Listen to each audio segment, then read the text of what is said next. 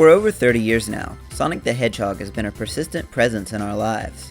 Sure, he's had some rough spots here and there, but nothing keeps the blue blur down for long, with a steady stream of games from 1991 to 2024. As with many successful franchises, alongside those games came a flood of spin-offs and merchandise. There's been several Sonic crossovers, television shows, movies, albums, concerts, tie-in restaurants, etc. But some of the strangest and most prominent adaptations of Sonic have been the official licensed comic books. Aside from one-shots and special promotions, 3 main companies have had the rights to produce long-running series about the fastest thing alive. In the UK, Fleetway's Sonic the Comic ran from 1993 to 2002. Currently, IDW Publishing is still going strong, with the story confirmed canon to the games. However, the most famous adaptation, or infamous depending on who you ask, was Archie Comics, running from 1993 to 2017, setting a world record for the longest comic book based on a pre-existing franchise. Even if you haven't undertaken the Herculean task of reading all 574 issues, you may have heard rumblings of Archie Sonic around the internet. Some people discuss the wildly inconsistent art, others the strange directions the story went.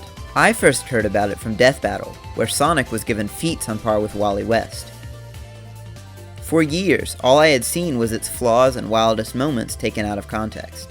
My curiosity eventually got the better of me, and a few months ago, I read through the whole thing. It took a little while, and there were stretches of story that bored or confused me, but every time I wanted to quit, some new storyline or character would capture my attention just a bit longer, and eventually I grew to love the series.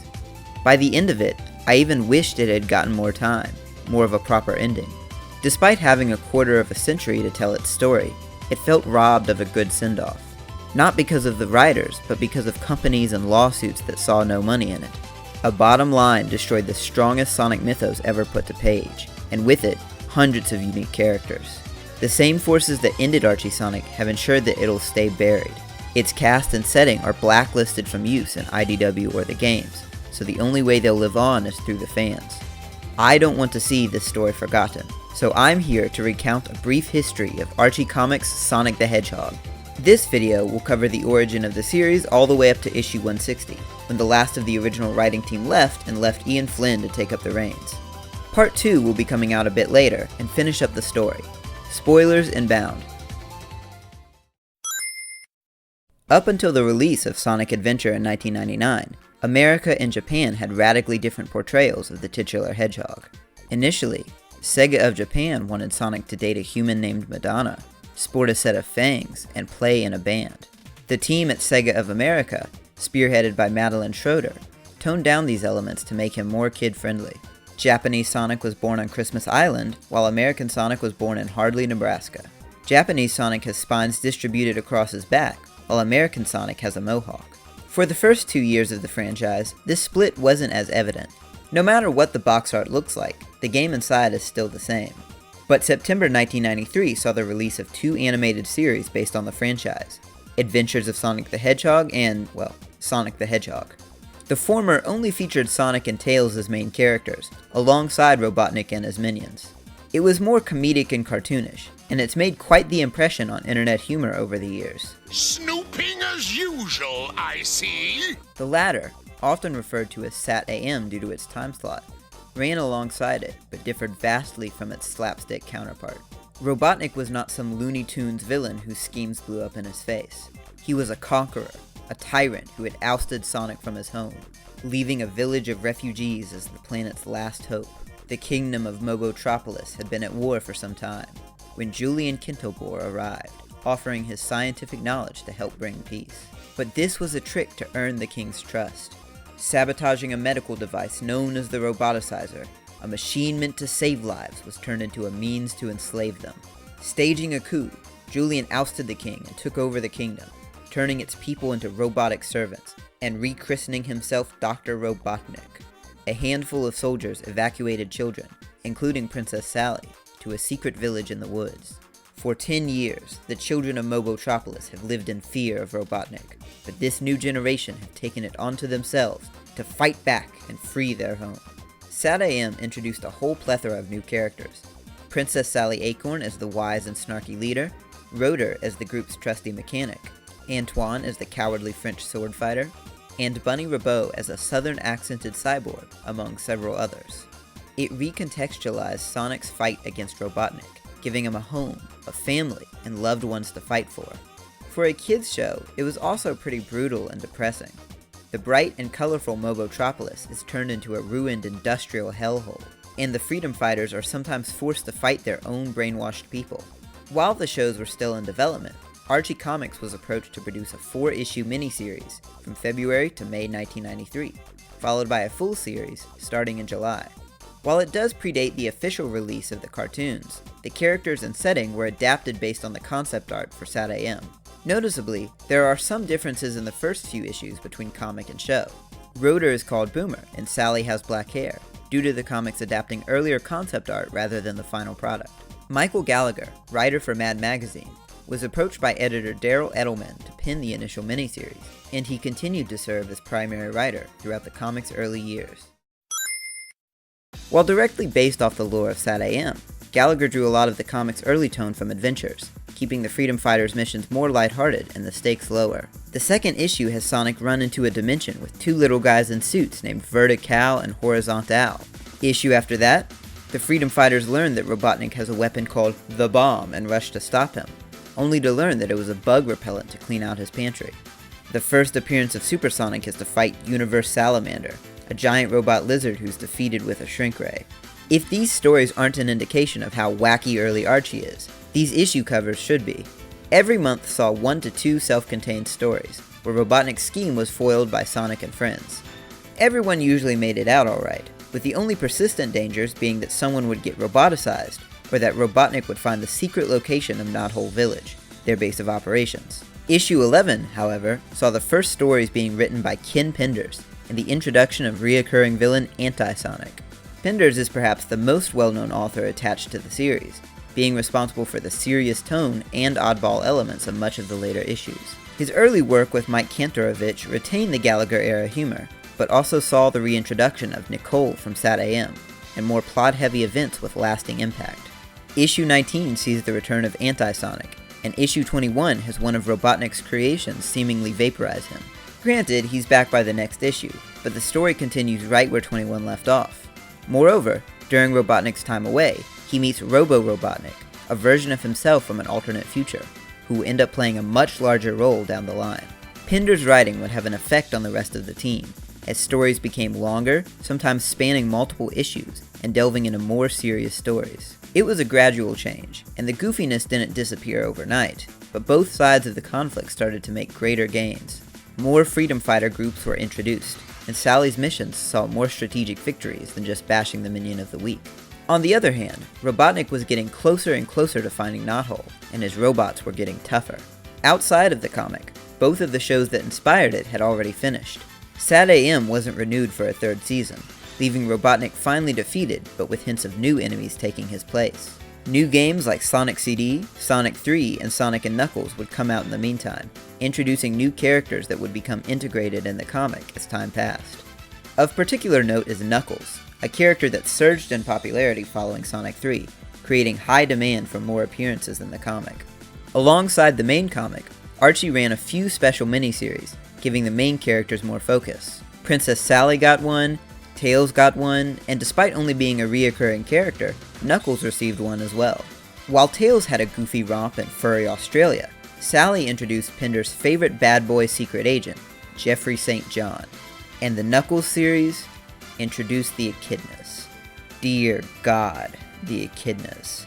Penders loved his echidnas, and at first, the fans did too, which netted him his own full-length spin-off series. But we'll get to all that later. Back in the main comic, issues 35 and onward became more and more dominated by Penders, and as things started moving and happening in the world of Mobius, it felt like the story was beginning to draw to a close. After a decade apart, the Freedom Fighters were able to briefly reunite with King Acorn, and soon stage a full-scale rescue mission. An earthquake enables the restoration and rescue of many citizens from Robotropolis. Sonic gets captured and roboticized himself, leading to a massive special issue, where Knuckles and the Freedom Fighters must take down their own hero. Even if succeeding issues don't immediately touch on these plot points, these are now actual plot points that affect character motivations and future events.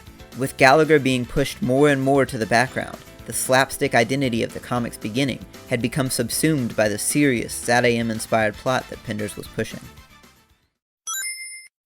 It was now 1997, 4 years after the comic began. For 3 years now, the cartoons that Archie Sonic was a tie-in for had been over, and sales had been steadily declining.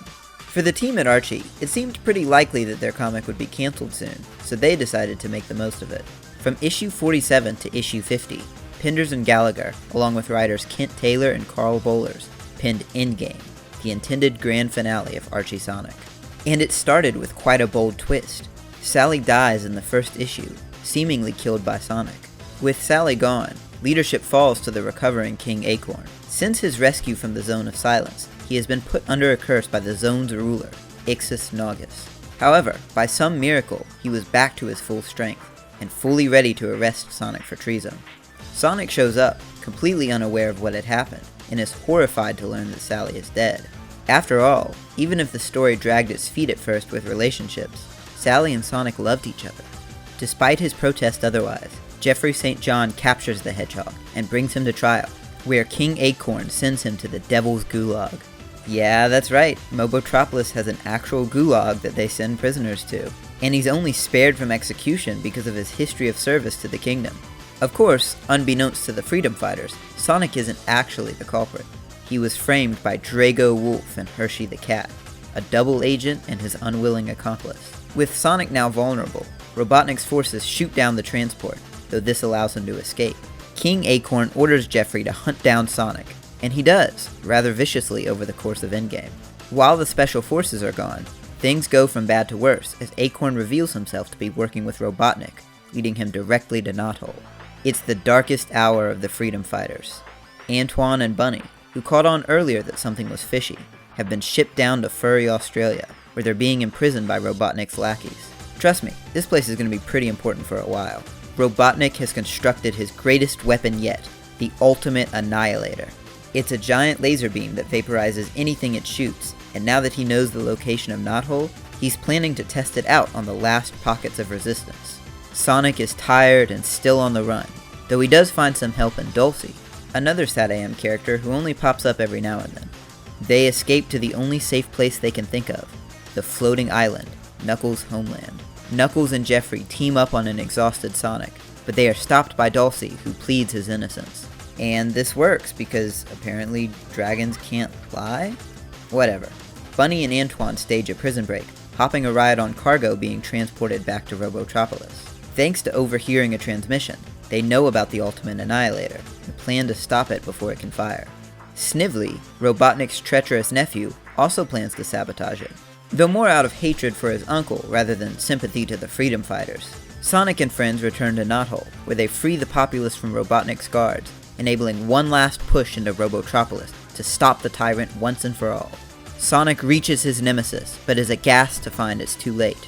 The bomb didn't go off in time, and Knothole has been destroyed. After 4 issues, and 10 years before that of being put through the ringer, Sonic has had enough. There's nothing left to lose, and so he chooses to spend his last moments beating Robotnik with his bare hands. The Ultimate Annihilator explodes in a blast of white light as the two duke it out, seemingly destroying everything, until Sonic's hand emerges from the wreckage of the lab. As it turns out, Snively reprogrammed the Annihilator to only work on Robotnik. It did nothing to Knothole, but turned Robotnik to atoms in the explosion. Hershey, having found out that she was duped by Drago, beats the living snot out of him herself. The real King Acorn has awoken, the other being a robotic duplicate.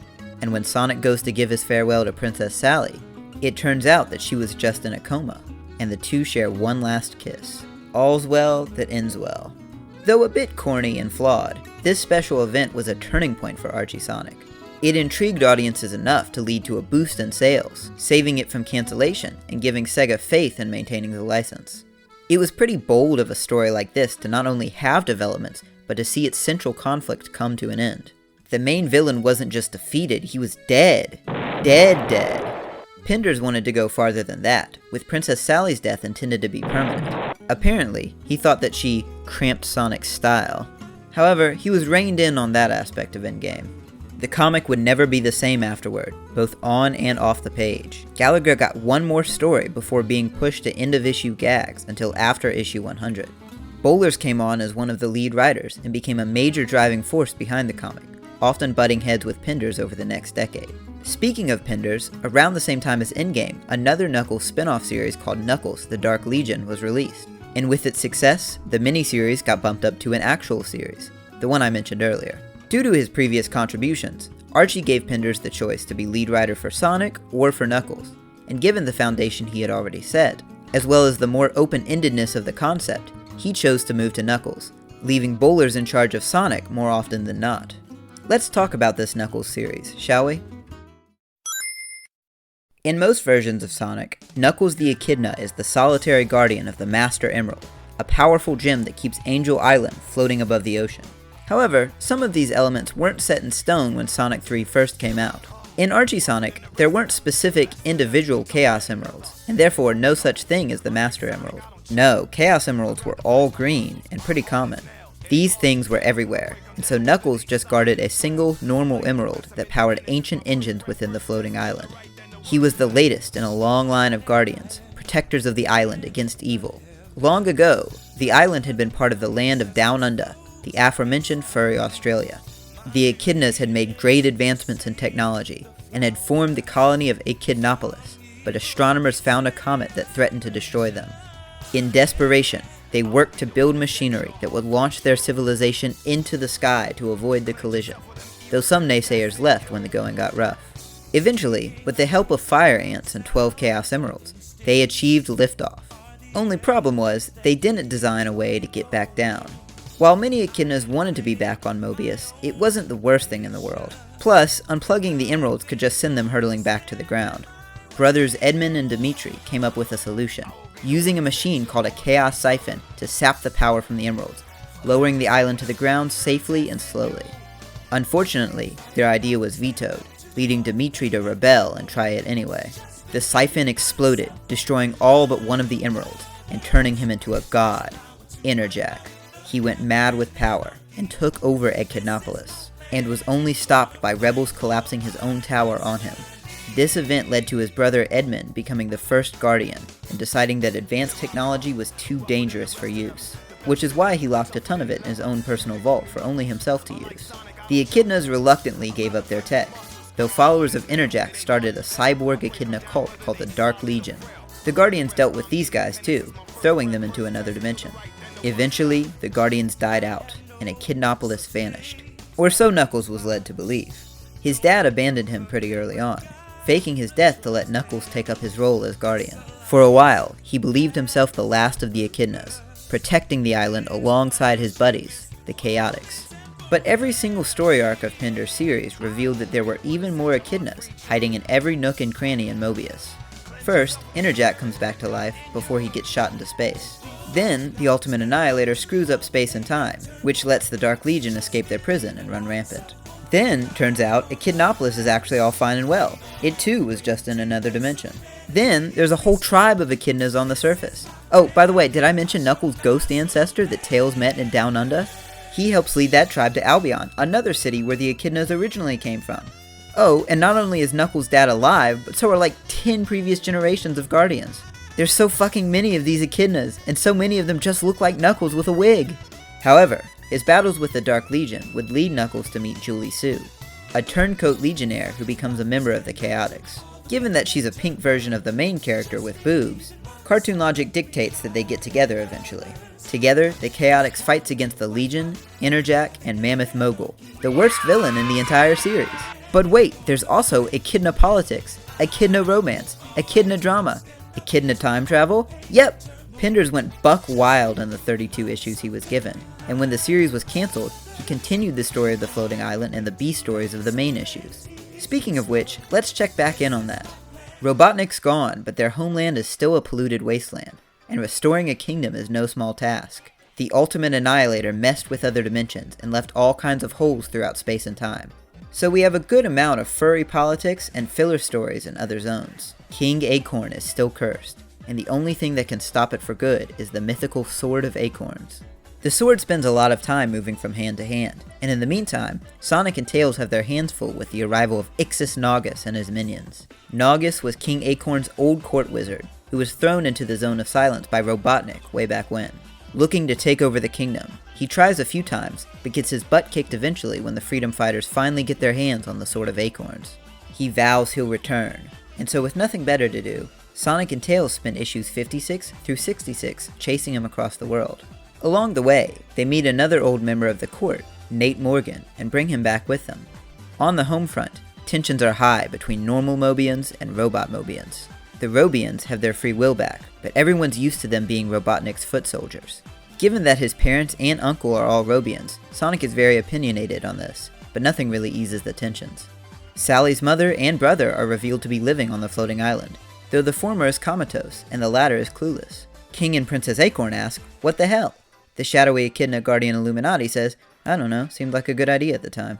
Turns out that the Acorn family has access to a mystical spirit pool beneath the castle that is a connection to the source of the universe?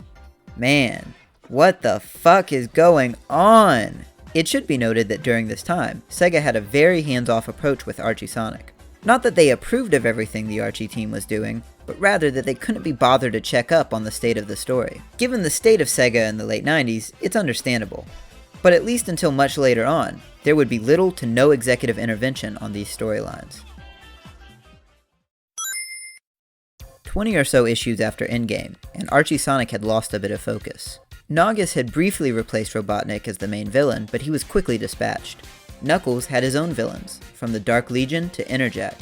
Who did that leave? Mammoth Mogul? Ha! Don't make me laugh. Actually, since I don't have a chance to cover it later, let me go over Mammoth Mogul real quick.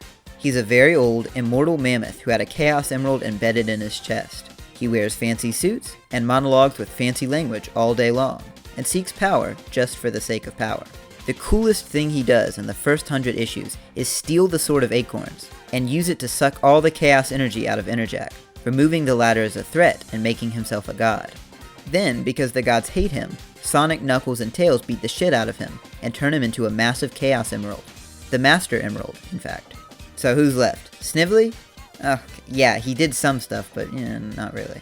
Anyway, none of these guys were matching up to the Big Cheese himself. But said Big Cheese was dead, right? Well, luckily, Bollers and Penders had one trick up their sleeves. In the issues leading up to 75, we see a mysterious figure aboard a space station that causes general mayhem for Sonic and friends by pressing buttons. There's hardly any relation between the events, but they inconvenience Sonic long enough to build up narrative tension. Then, a mysterious broadcast of Dr. Robotnik plays across the airwaves, and the Robians vanish out of nowhere.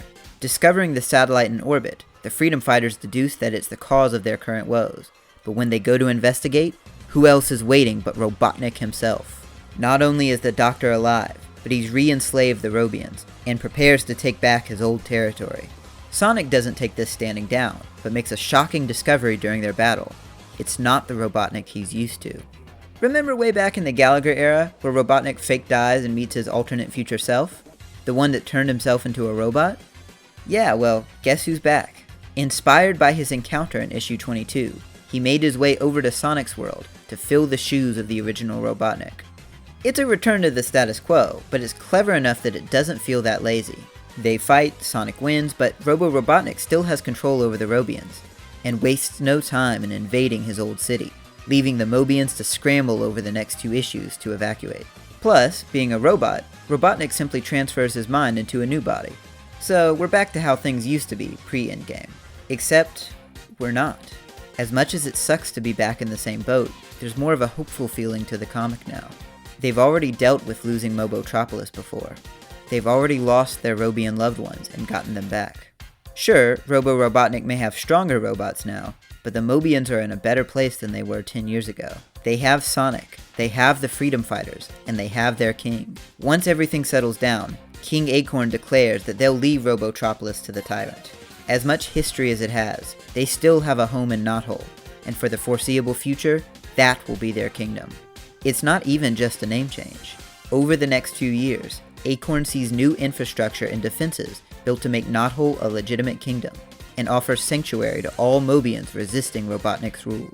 This declaration happens in the first issue of the new millennium, and just a few months prior, Sonic Adventure released in the United States. As mentioned, it resulted in the American Sonic lore at large being changed to match the Japanese lore, and as a result, there were some design changes in store for Archie Sonic. Robotnik's new body was now his game design rather than the cartoon design. Sonic gained a set of green pupils in an accident with a Chaos Emerald. Amy wished upon a magic ring to be older so that she could date Sonic. Yeah, don't think about that one too hard. Also, just for future reference, I'll refer to Robo-Robotnik as Eggman to distinguish him from the original. Shortly after, and I mean almost immediately after this major upheaval, Sega decided it was the perfect time for Archie Sonic to spend 6 issues, and 6 months, adapting the events of Sonic Adventure. I could go over what happens here, but it's either ripped directly from the game or never matters again, so I won't. The main event of significance is that Knothole finds an ally in the City of the Ancients, Station Square. Thousands of years ago, humanity disappeared, leaving 2 major races in its wake, Overlanders and Mobians. The Overlanders are pretty much humans, with the writers and artists forgetting what differences they had anyway. Mobotropolis got into a great war with the Overlanders years ago, but Julian Kintobor, an Overlander criminal, managed to escape to the enemy side, and the rest is history. Isolated on an island for thousands of years, however, the remnants of the human race are doing just fine, and become a reoccurring ally to Knothole. The Knuckles series ended in February 2000, at issue 32. Penders hadn't stopped contributing to the main comic, but it was clear his focus was on Knuckles, and he continued his storylines in the B-stories of Sonic issues. In fact, soon after the Sonic Adventure arc, the entire Echidna cast was temporarily shooed out of the plot for a massive story arc following Knuckles' journey across the planet. You see, when Knuckles was just an egg, his father had a dream, a coming crisis where a savior would be needed. What did he do to prepare? Pump his son's egg full of chaos energy, of course. Now, chaos energy in Archie Sonic does whatever it needs to. It's magic, its energy is the building blocks of the universe, but regardless, it's kinda weird to pump it into your baby, right? Well, regardless, it gave Knuckles superpowers, though they've taken many years to unlock. A massive attack by the Dark Legion, now led by the depowered Interjack, sends all of Echidnopolis into another dimension again, and so Knuckles goes to Albion to seek help. It is here that a lab accident causes him to awaken his powers as Chaos Knuckles. Also, he turns green for like 30 issues.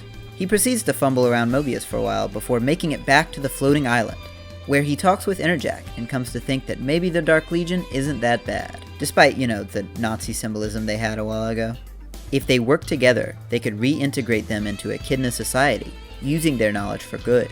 But they still have to bring back the rest of the Echidnas, because the Dark Legion can't really undo what they already did. Back with the Freedom Fighters, Knothole is doing relatively well, but there's still problems. King Acorn wants Prince Elias to take the throne, despite Sally being more capable for the job. He doesn't even want the throne, and when his dad doesn't listen, he eventually runs away to start a new life. Newcomer Mina Mongoose, one of Bowler's favorite creations, has a crush on Sonic, and with Sally tied up in royal business, Sonic starts spending more and more time with her. The Robians are still under Eggman's control, and getting close to him is a problem because he can now roboticize people with a single touch. This leads to many issues spent trying to stage a rescue mission, and many more issues fighting over the Sword of Acorns, because that damn thing can't be used for 5 minutes without being stolen. Ken Penders has gone on record as saying that he did not care about the contributions of other writers. He would ignore their stories and try to exclude their characters whenever he could. Now, I'm not trying to needlessly demonize him. If I wanted to do that, there's plenty of evidence I could pull from. But it does point to the Penders-Bollers era being tumultuous, without a clear direction. Both the Robian and Chaos Knuckles stories floundered about, with filler issues in between important developments. Love triangles aren't always a bad thing, but I can't say I remember the Mina, Sonic, and Sally dynamic being a high point of the era. Sally, the leader of the Freedom Fighters and a good foil to Sonic, was continuously pushed to the background, being seen by her father as neither good enough for the throne or for working in the field. The art was very much at its worst, and was hardly consistent throughout the era from Endgame to Ian Flynn. Once again, I don't regret reading the comic, but this was definitely a low point. Eventually, the Freedom Fighters do get the Sword of Acorns, and do rescue the Mobians, but at the cost of Nate Morgan's life. Technically, he just gets roboticized, but it works differently on Overlanders. You see, during previous rescue missions, Sonic had encountered a space shuttle full of Overlanders. They had sought to re-establish their society on another planet after the war. That didn't work, so they just turned around, and are welcomed in by Eggman, one of their own. Well, I mean, he's a robot, but he at least looks like one of their own. Eggman doesn't give a flying fuck about these guys, and keeps them around like pets or lab rats. He knows that the radiation in Robotropolis will kill them, and in the meantime, they're test subjects for roboticization. After rescuing the Robians, Sonic frees the Overlanders as well. They promptly go to live in Station Square, and we never hear about them again. Speaking of Station Square, their defense system goes haywire in issue 110, and launches a nuke at Robotropolis. Normally, the Freedom Fighters wouldn't care for Eggman's safety now that they saved the Robians, but if it hits, the radiation will poison Knothole as well. Sonic tries to convince Eggman to shoot the missile down, but he's already worked it out. He has a force field he'll use to keep his city safe, while letting the radiation take care of the Mobians. There's no reason for him to act in their mutual benefit, after all. Without other options, Sonic gets an idea. He and Tails sabotage the force field system, allowing it to activate just after the missile enters the city. Robotropolis is nuked, but the damage and radiation remain contained inside. And that's a pretty huge development. Usually, big story-shaking events happen every 25 issues or so. Issue 25 saw the first Metal Sonic, 50 was Endgame, 75 brought back Eggman, 100 was the rescue of the Robians. I was taken aback reading this because it was such a major change in the status quo, written like it was a scheme of the week story. No part 2, no build-up, just one and done, Eggman is defeated. Of course, he wasn't gone forever, but not being right next to Knothole meant that it would be a while before he was a serious threat. And he spent a few issues hopping between crappy backup bodies before he finally got back on his feet. Over on the Knuckles side of things, he did some reality warping with his new powers to try to free Echidnopolis while Interjack coached him. He even fought Tails for a bit. One of the stranger arcs throughout Archie Sonic is the prophecy that Tails is the chosen one, destined to save all of reality. It gets mentioned every now and then, and Tails gets his own super form, but he usually just slaps the bad guy around for a bit before we forget about the prophecy. Mammoth Mogul kidnaps his body for a while and replaces him with a clone, and then does fuck all with it. I wish I could care about Mogul, I really do, but he never does anything. It's always him absorbing power and then having that power absorbed right back out of him. He's kind of a one-trick mammoth until Ian Flynn comes in. Anyway, Knuckles succeeds, and he's chilling with his new god powers, when all of a sudden, Mammoth Mogul comes back again, and has taken Dimitri as a hostage. The threat is a trap.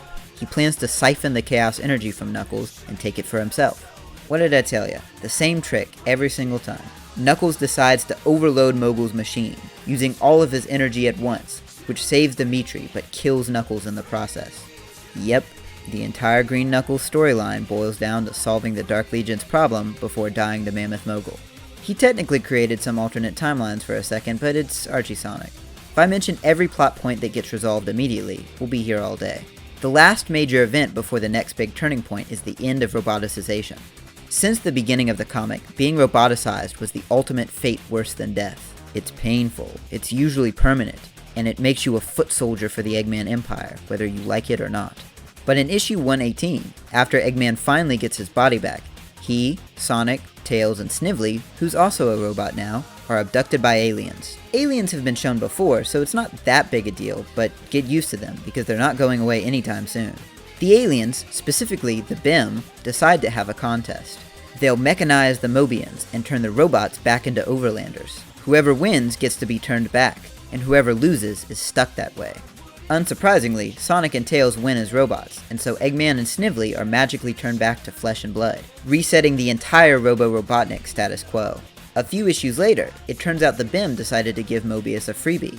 They de-roboticize every single Robian on the planet, and make it so that no one can ever be roboticized again. Just like that, with a pinch of bullshit and a dash of Deus Ex Machina, the roboticizer won't be a threat for hundreds of chapters. Issue 125, baby. Eggman's got a new base, but is still getting back on his feet. Shadow exists now. He's got pretty much the same exact backstory he did in the games. Issue 98 introduces Shadow and shoehorns Sonic into a prologue, before leaving the rest of the story for Sonic Adventure 2. Given that the setting of Archie Sonic and the Sonic games are radically different, this doesn't work at all. I mean, Knuckles was green at the time. How does he fit into the original story? But regardless, the next issue hardly even mentioned it, and Shadow went off the radar. He's back now, working with aliens to try to stop the invasion of the Zorda. Who are the Zorda? Turns out, thousands of years ago, the Zorda came to Mobius, back when humans ruled it and it was called Earth. Sometime in the 2000s, they sent an emissary, who the humans promptly captured and dissected for science. The Zorda didn't really like that, and so they bombed the place to Kingdom Come with gene bombs, designed to eradicate all life on Earth. It kind of worked, but not really. Not only did places like Station Square survive, but humans just evolved into the Overlanders and Mobians, and history restarted from scratch. Realizing they messed up, they're back to finish the job. It's out of nowhere, but cool to see Shadow be given a second chance. It also establishes more of a history for Mobius, and gives a greater threat for everyone to unite against. Though he's a backstabbing liar, Eggman is no match alone for the Zorda, and teams up with the Freedom Fighters to save the planet. In the games, Sonic and Eggman teaming up is more commonplace, but this version of Eggman is a genocidal tyrant compared to an annoying supervillain, so this is a pretty big deal. The Zorda, after being driven back, elect to use the Quantum Dial, a device that will create a black hole and destroy the solar system, just to be on the safe side, you know. It gets so bad that Knuckles, who's been arguing with the Afterlife for a while, uses his god powers to come back to life and help stop it. But ultimately, it's down to Sonic to make the sacrifice play, running as fast as he can around the machine to prevent it from exploding and killing everyone. Kind of like another speed-themed superhero, strangely enough. The big bad is defeated, Knuckles is back and redder than ever, but Sonic is gone. Not dead, but gone, though no one on Mobius knows that. Halfway across the universe, the destruction of the Quantum Dial teleported Sonic into deep space. The next 5 issues see him hitchhiking his way across space from planet to planet on misadventures, before finally arriving back on Mobius. Though he's traveled as fast as he could, by the time he returns, it's unfortunately been a whole year for the rest of the cast. In that time, Eggman has jumped at the chance for conquest, and now, everyone who isn't Eggman has been forced into an alliance to resist his rule. The humans, organized into the United Federation, the Kingdom of Knothole, and the Echidnas are monitoring the Eggman Empire globally. They're trying to keep him at bay, but it's not a fight they're winning. Sonic's return makes waves, however, as he reignites hope in his friends and anger in Eggman. In my opinion, this was the exact sort of reset Archie Sonic needed. It had some interesting developments, and Eggman was actually on the losing end for a while, but it was starting to run stale. Filler and aimlessness had gotten so bad that an entire issue was spent badly adapting a Sat.AM episode. A Sonic Super Special issue titled Naugus Games had Naugus come back for a fight that was almost entirely unseen, because the screen was covered in snow or the lights went out. Not that we skipped past the fight, but that we see pages and pages of dialogue bubbles with no actual pictures. That's gotta be embarrassing. Granted, the time skip does reset things back to the status quo. Say Status quo. again, I dare you, I double dare you, motherfucker. Say Status quo. one more goddamn time. And I actually do enjoy seeing the heroes make progress. To be robbed of that is a bit cheap and annoying. But clearing the board like this helped to trim a lot of the fat off the comic, and gave us a launching point for some pretty great stories. Special mention goes to the Return to Angel Island arc, which gave Knuckles something more interesting to do than his entire time as Chaos Knuckles. The art is really weird, but it grows on you after a while. And the cover art, a clear homage to the Yuji Yukawa style, is gorgeous. I can almost imagine Julie Sue and Leenda being actual game characters. But let's not get ahead of ourselves. After a brief fight with Eggman, Sally wants Sonic to rule by her side while King Acorn is traveling, and, eventually, to rule by her side permanently. Sonic rejects this, wanting to be on the front lines, and then, it happens. One of the most infamous scenes in all of Archie Sonic, the slap. Sally slaps Sonic for rejecting her request, going off on him for being reckless with his life after she just got him back. Heartbroken, she dumps him in front of a massive crowd. He can't even rekindle the spark with Mina because she started seeing someone during the time skip. So, for the next 25 issues, Sonic's going to be sulking about romance again. But forget that, because it's time for everyone's favorite freedom fighter, Tommy Turtle! Don't know who that is? What do you mean? He's Sonic's best friend who taught him everything he knows, and has been undercover after being presumed dead. They rescue him, but it's a robot, so they rescue him again. Eggman has new kids, an artificial intelligence named Adam, and a humanoid robot named Mecha, or M. He likes M more, and Adam starts getting jealous, sometimes acting on his own accord to get Daddy's attention. All the while, Penders has been running his own miniseries detailing a future where Eggman is defeated, and Sonic and Sally rule together. They have a son and daughter, while Knuckles and Julie Sue have the wannabe guardian Lara Sue. Peaceful times mean there's no need for a guardian in Knuckles' eyes, despite Lara Sue's wishes. However, Sonic and Knuckles are worried about time and space collapsing due to repeated damage, the Ultimate Annihilator, the Quantum Dial, etc. and so King Sonic travels to the past to fix things. This doesn't really have any bearing on the main story, but it's Penders' most prominent passion project. Return to Angel Island sees the freedom fighters journey to the floating island, by now rechristened Angel Island, to save Knuckles' father. In Sonic's absence, Eggman decided to conquer the place for shits and giggles. It's pure chaos, but the scattered refugees of Echidnopolis view Knuckles as the Avatar, their savior. Only problem is, returning to life robbed him of all his powers. He's in no shape to fight, and feels like he's letting his people down. And yet, he's not alone, having the Freedom Fighters and Dark Legion on his side. And though they're not able to liberate Angel Island just yet, they save Locke. In the fight against Eggman's forces, Knuckles even restores some of his own power, bringing him back into the fight. And yet, Locke is disappointed in his son, and turns his back on him. Knuckles wants to stay with the Freedom Fighters, to take the fight to Eggman, rather than guarding the island. No matter his reasons, Locke remains firm that it's his duty and responsibility. Shadow comes back again, and without answers as to who and what his purpose is, he decides to stick around with Eggman. It's a terrible idea, but Eggman sweet-talks him and promises to help. We have an arc where Sonic, Shadow, and Metal Sonic fight in an ancient facility, but it doesn't teach us anything about the Zorda or Ancient Earth. In fact, it just kind of fucks up the timeline and never gets revisited, so I'll just skip this one if it's all the same to you. Had some cool-ass cover art though. Of note is that Shadow becomes attached to Hope Kintobor, one of the Overlanders who returned from space and Robotnik's niece. She's kind-hearted and lives among the Mobians, reminding Shadow of his fuzzy memories of Maria. Issue 150. Archie Sonic wasn't as bad as it was before the time skip, but the thrill of the new setting had started to wear off. One major character change was to Antoine. He was made a more serious, rugged soldier who had lost an eye in combat while Sonic was gone. This change in attitude wrecked his relationship with Bunny.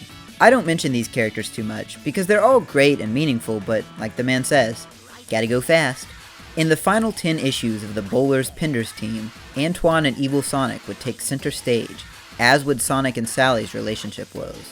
In the A story, Anti-Sonic kidnaps R-Sonic and swaps places with him, causing mischief to sully his counterpart's good name. He decides to go around town and flirt with everyone he sees, from Amy to Mina to Bunny, and finally finds his next scheme with Rouge.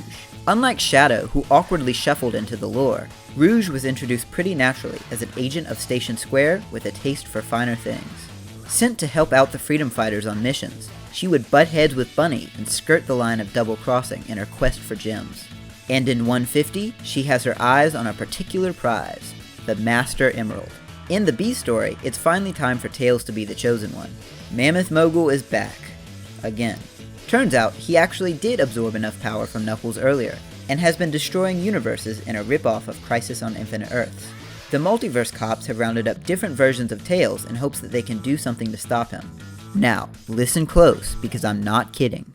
All the different versions of Tails fuse together into an anthropomorphic muscular foxman, Titan Tails. He spins his tails super hard, enough to suck the energy out of Mammoth Mogul. Then, he uses it to wish for everything to go back to normal. Sonic's not having a great time, being beaten up by Anti-Sonic's evil friends, while Rouge and Anti-Sonic try to rob the Emerald from Locke. Sonic manages to get back and defeat the two thieves, who plan to try again later. All's well that ends well, except now, everyone thinks Sonic is a womanizer. Adam is feeling dangerous, so while Sonic and his exes are fighting, he unleashes a self-replicating city made of nanites that threaten to consume the planet.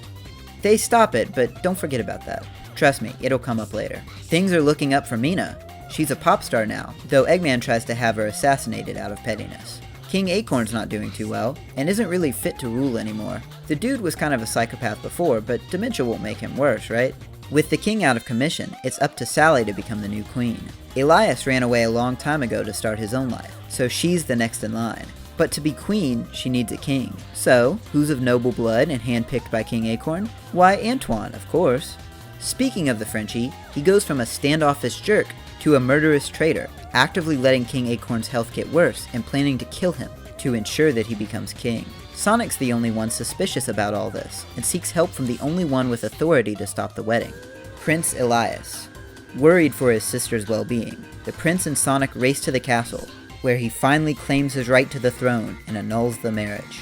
Antoine attempts to poison the new king as well, only to be caught and revealed as Anti-Antoine, the counterpart from Anti-Sonic's dimension. The real Antoine is rescued, the old king is indisposed, and for better or worse, Elias has finally stepped up to the throne. The era finally ends with another story about Sonic and Shadow fighting Metal Sonic.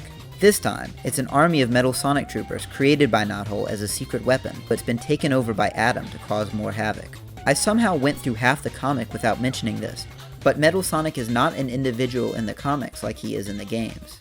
Rather, it's a line of robots that usually get destroyed in each appearance, but are upgraded continuously by Eggman to be greater than the last. We get to see more and more designs from Sonic Heroes, which is a cool nod to the games at the time, but it's still a bit lackluster, especially considering the 10 issues that preceded it. Archie Sonic has definitely picked up from the dip it faced before, but it was still an anticlimactic end to a legendary run. The first half of Archie Sonic is a wild, shifting beast of tones and plot lines. Once Ian Flynn takes over, he maintains his storytelling style all the way through the reboot and into his run at IDW. But any given issue of original Archie Sonic could look different, read different, and have an entirely different story than the issue preceding it. And as much as I've ragged on this comic so far, that's not entirely a bad thing. Bollers, Penders, and even Gallagher are responsible for some of my favorite moments, and without their foundation, nothing else would have been possible.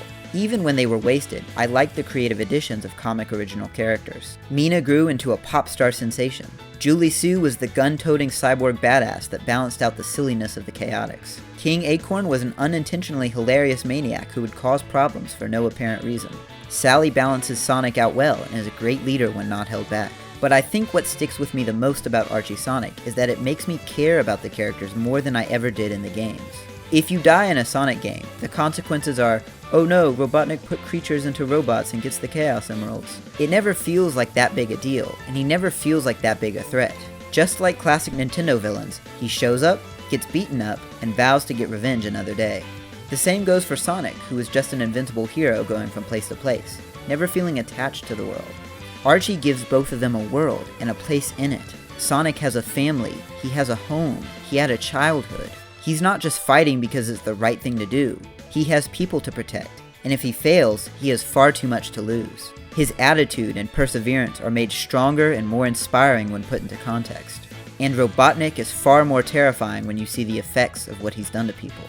Especially so when the comic keeps things fresh by having the status quo change, rather than keep things in the same forever war, even if it does still kind of do that. There's much more to talk about, and we haven't gotten to some of the series' greatest moments quite yet.